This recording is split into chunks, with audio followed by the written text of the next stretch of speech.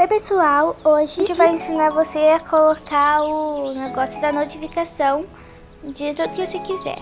Então você vai nesse aplicativo, File Manage, aí a gente tá pesquisando aí.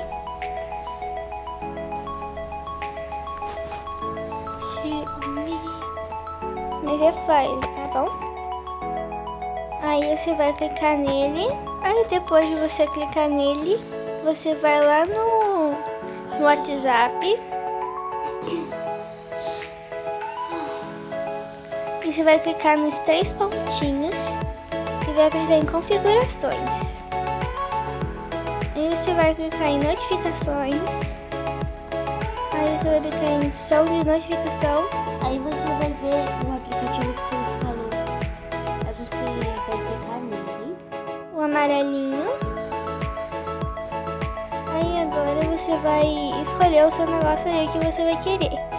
A gente vai colocar o áudio do Cat no ar. Aí agora é só você clicar em som de notificação de novo. Você vai escolher. E tá pronto, eu acho. E tá pronto.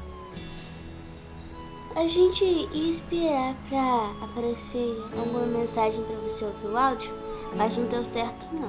Ninguém mandou mensagem. Então, você vai ter que testar aí. Tchau. Tchau.